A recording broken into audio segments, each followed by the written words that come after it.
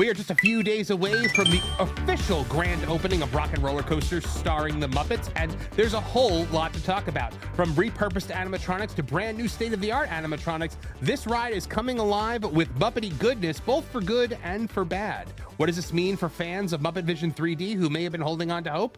Find out today on That Park Place. All right, here we go, Vash. New Rock and Roller Coaster joke at the end pays homage to the classic Statler and Waldorf joke. So, Disney recently shared a preview of Rock and Roller Coaster, which features Statler and Waldorf returning in new scenes created for the attraction. During the preview, the pair repeat a variation of their longtime bolts to the seats joke. In the preview, Statler comments, "You know, this concert reminds me of a roller coaster. It's all downhill. No!" And then they ask if they can go to the bathroom, which Statler replies, "We can't, you old fool. We're bolted to the seats." Yeah, I think he says that we've been bolted for decades or something. Oh, maybe. But man, like this, I think I know a lot of people were like, "Oh, yay." I wasn't one of them because I was like, any hope that I had that Muppet Vision was coming back is now gone. Yeah, just completely gone.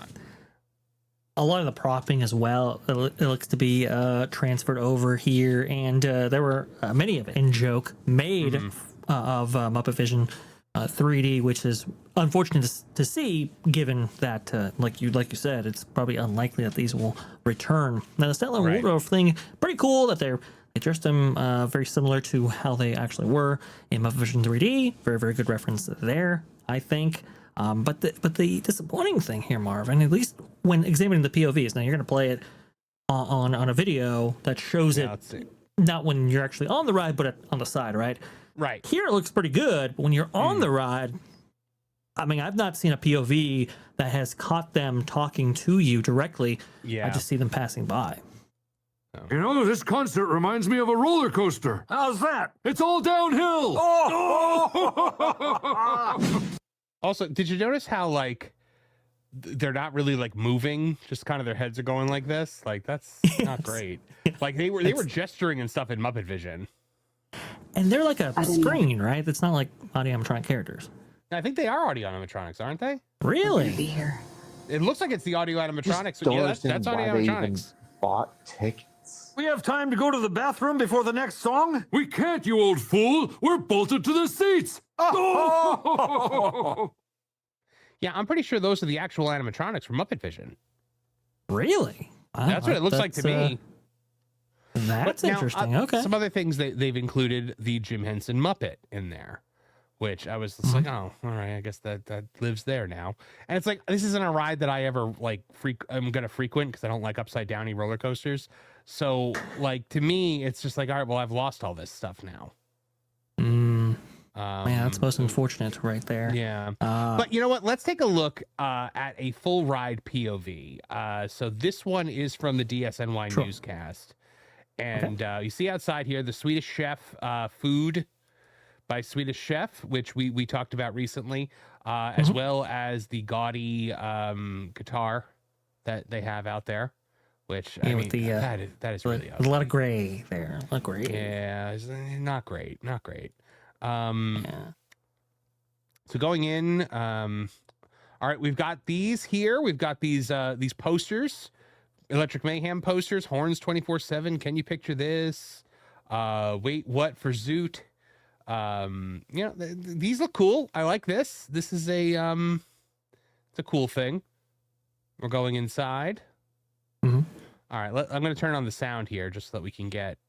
Right. All right, that's cool. I like the live cam. I like the Uncle Deadly there. The Robin the Frog. Apparently in this space they filmed 30 minutes worth of Muppet material in order to set up the story that the Muppets or the Mayhem, they're supposed to put on a concert for you, and they can't find them. Now, if I'm not mistaken, Marvin, you passed by this pretty quickly, so I do wonder why the length provided here. I mean, maybe if this is the queue, isn't it? Like, so it seems like maybe this would be like an area where you could be stuck. I suppose so. I just don't remember being stuck there that often in this particular time room. since I've ridden this ride. Probably a decade since I've ridden this ride. So I see. it's a Muppet thing. It's got Danny Trejo in it. Here we go. He sounds so terrible. Oh, it's really bad. I mean, yes, like newsflash, it's new Kermit voice is terrible, but it's still terrible. It has not gotten any better. No, that's the voice of Kermit now. All right, so we've got Kermit's banjo. Looks like Piggy's dress. Instruments. That's pretty neat. Like that. Drums. Those instruments apparently were used by the band in filming of previous Muppet episodes. Okay. So, those are authentic props right there. Some of them are recreations. That's a nice little detail there. Were they from like like the Muppet movie, or were they from like that Electric Mayhem Disney Plus show that nobody watched? I think they predate the Muppet Mayhem show, but okay. I think the Imagineers were just saying that those were authentic props actually used by the puppeteers themselves in order to create the band.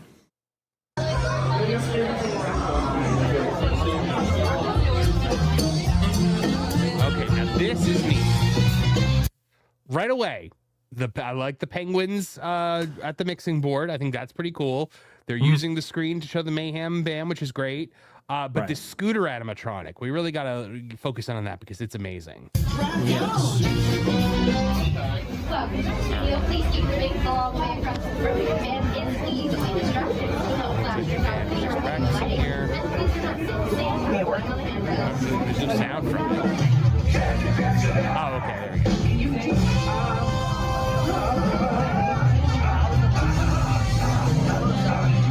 That is I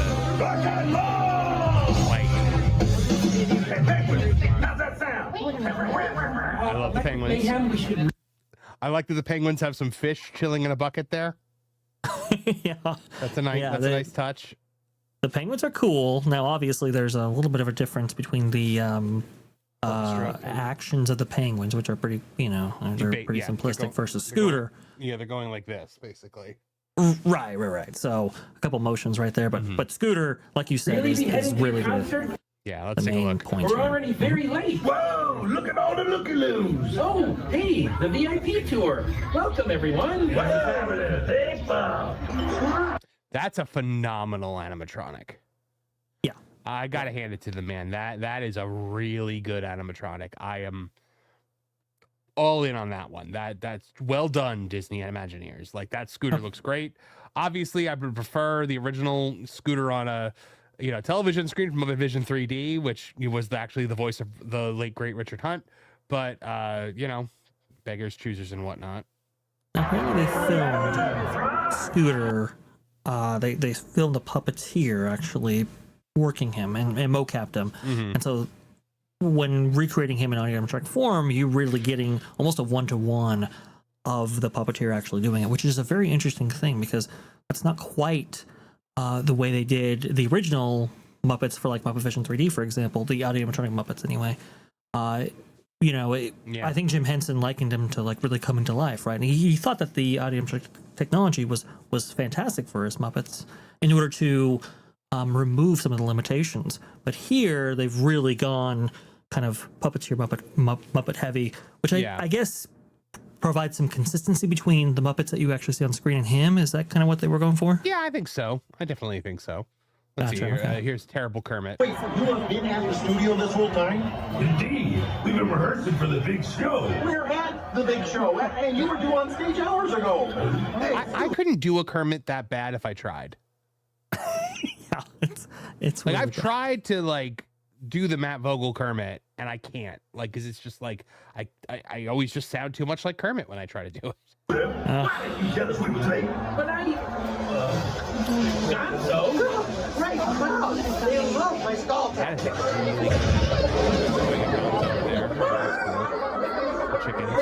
enough. Now that screen changes, so whatever character's up there right now, like Gonzo, for example, that will change. Oh, it might not be Gonzo. Chef. Yeah, it might not be Gonzo. Yeah. We don't know how much longer these crowds are going to wait. Don't worry, Kermit. A long Mayhem will be there. Good. No idea.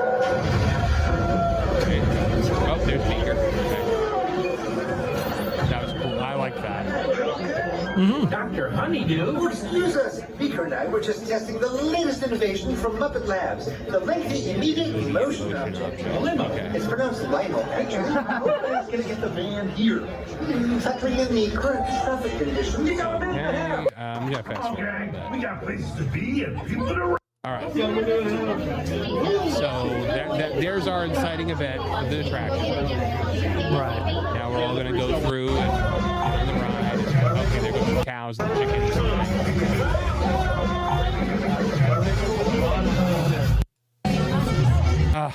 So they're doing the fate like the Swedish chef. They're just like, if you want Muppet Vision gags so much, you shouldn't have gotten rid of Muppet Vision. I know, it's very Like, they're trying so hard to force Muppet Vision into this. I'm like, you didn't have to get rid of it. You could have had this and that, and then we'd be celebrating this entirely. And we are, don't get me wrong, we're celebrating some aspects of this because this is actually very well done, especially this pre-show. Very well done. Yeah. Objectively the best thing about this redo, no question about it. This was actually done pretty well. I will say there are Muppet Vision 3D references here, outside of even what you were talking about there, Marvin. We're about to see some. There's Sweetums coming through. All right, so we're going to see some props here. I believe some of these are Muppet Vision. There's the limo. See it take off. All right, so they've redone. Yeah, they've redone the cars. Repainted the cars in order to make them consistent with the color that we actually see in the intro. A lot of propping here, lots of stuff, lots of references. We get the screen there. Yep. So the old digital marquee is gone. Yep. There's that 0 to 60 launch. Right. Takes you right into an inversion. Squeakers, that's funny. See, now this is all Muppet Vision stuff. Yeah. Like that great Gonzo banner is a Muppet Vision thing. Gonzo's weird stuff, that's from Muppet Vision. All of the red, white, and blue Sam stuff, that's all from Muppet Vision. That takes me off. How dare you stand where he stood?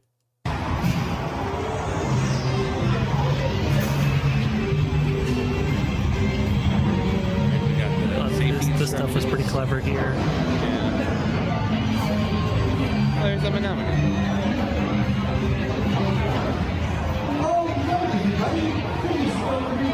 Okay.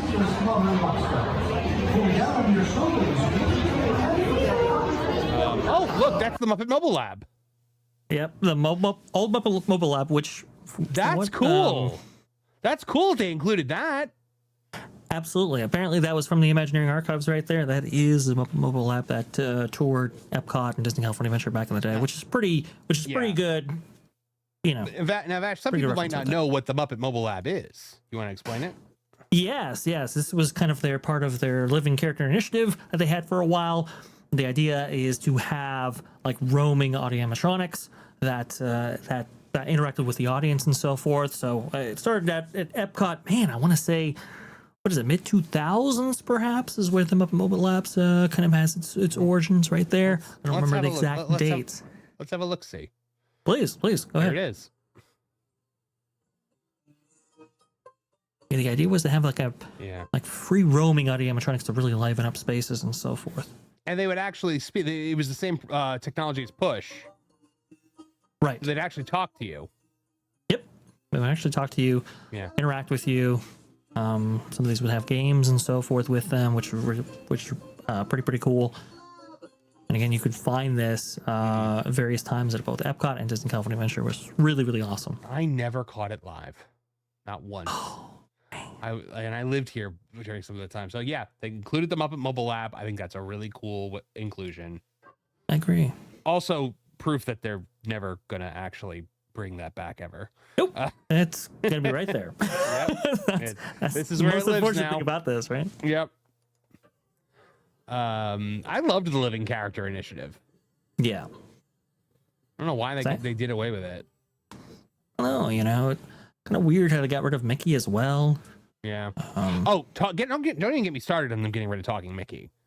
Like, there was nothing wrong with Talking Mickey. I don't understand why they got rid of it. I I my assumed research. that we were going to get more. I thought we were going to get Talking Minnie, Donald, Goofy. Right. I thought that was all coming, but then apparently not. I guess they wanted consistency between characters, is what I gathered. Well, then do more of it. Like, I don't know. All right, so here's the POV.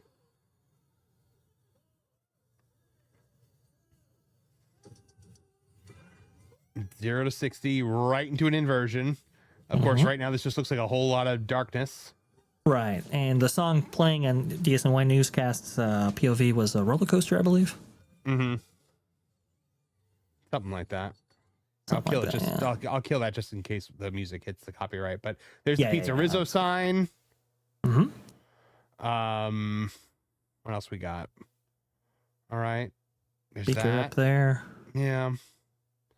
Again, just like it's such a way. I feel like it's just there's the fork in the road from Muppet Movie.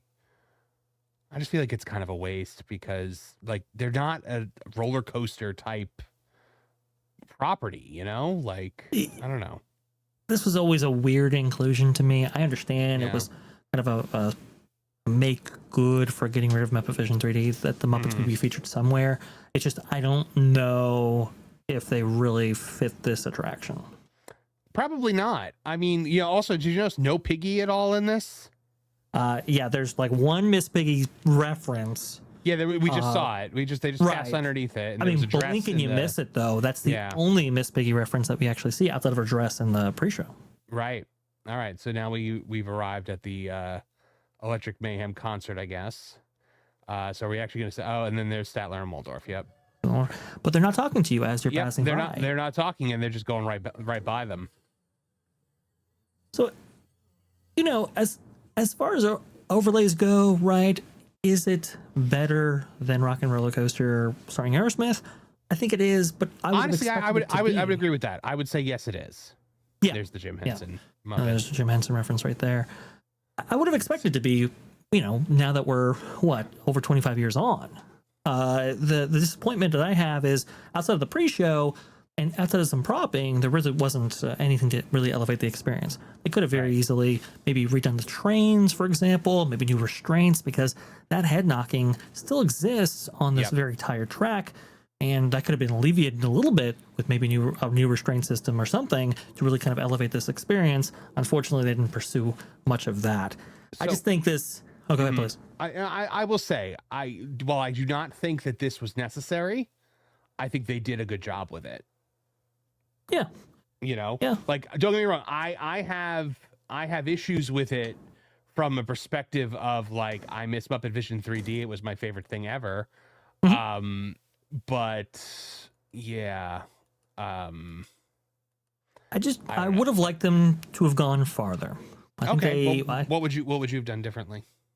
I think I would have maybe switched out the props, maybe inside, maybe not have it as dark as it previously was. Would have been cool to like go through, I don't know, a lava lamp or something, or really kind of something pretty trippy, especially with modern visual effects and so forth. Right. They didn't really do that. They just kind of reused a lot of the propping that was already there for Aerosmith, added a couple of things, but not anything really substantial. I would have loved to have seen redone. Maybe a track is too much, but maybe redone trains. That would have been very, very cool.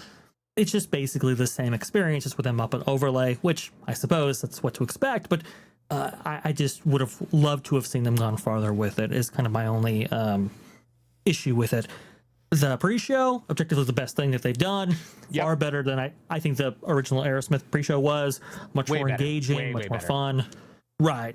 Because, as fond as we might have memories of, when it comes to that original pre-show, it's a little bit tired 25 years on. So they really did improve that. It moves a little fast, but maybe that's for the best. It's a glorious 3-hour finale. You got a minute and a half. Indeed. Yeah, it is about a minute and a half. So man, like I think they did a really nice job with this, but again, I think I would like it a lot more if they hadn't gotten rid of Muppet Vision. If this was like, I remember when the Electric Mayhem show came out, there were rumors like, oh, well, what if they, what if they retooled Rock and Roller Coaster to the Electric Mayhem? And I went, yeah, okay, that'll happen. And then when it happened, I was like, I wonder if that was the plan back then, or if it was just like, hey, this was a fan groundswell movement. We do have to get rid of Aerosmith, so why don't we just do this to make them happy because we're taking away Muppet Vision? Right. Look, at the end of the day, if they announce that they are removing the villains show that no one likes, which, I mean, typically a show like that, you got to figure it's going to be around for at least 3 to 5 years. If they announce they're removing that show and they're replacing it with Muppet Vision 3D, a newly, revamped and retooled theater to play the original movie with nothing added or anything like that, I will be over the moon. And I'll be like, this has become a great area of the park. Because now you've got a Muppets ride and a Muppets, eater, like little snack bar, and a Muppets show. It'll be a little Muppet land at that point, which they love their themed lands. Do I think they're actually going to do that? No, I don't. Especially not with them having repurposed all this stuff. Now, that being said, those Statler and Waldorf animatronics, not the most expensive animatronics in the world. Yeah. You could recreate them probably at limited cost. But I don't know, man. I don't think they would. I really don't think they will. So I think unfortunately, guys, I think this is the Muppets that we've got. Yeah, and I think the best we can hope for, even if they do bring back Muppet Vision 3D, obviously a lot of the original property has been, reworked, so we can restore those. Maybe we can expect screens on the side rather than actual animatronics. I think it would be in a diminished form, but it would be really cool to get at least a showcase of that back in some form. And I think to your point, Marvin, I think it would live on better than maybe the villain show currently does. But that's the best we can hope for right there. That villain show is terrible. It is terrible. And yes, there'd be a cost in reshaping the theater, but you got to figure that Muppet Vision 3D is going to be, first of all, it'll be wildly popular when it reopens because everyone will miss it. But secondly, it's going to be way cheaper to produce. There's no there's only one live performer in Sweetums. And, it's not going to have all of the crazy special effects that they have to use every day for the villain show. Yeah, I mean, there are ways to bring it back. Maybe in a diminished state, maybe in a better state. I'm not sure, but it would be really cool if they make this kind of like a real Muppet area, like you said, Marvin, to have 2 attractions right there. I think maybe even Jim Henson would be proud of that. But I suppose we'll see. Right now, this is kind of it's just really disappointing that Muppet Vision 3D had to be the sacrifice for this. For this specific attraction right here, I think better than Aerosmith, but again, only just. Thanks for watching That Park Plays News. For more information, consider checking out www.thatparkplace.com. And don't forget to subscribe, share, like, and send this out on your favorite social media accounts.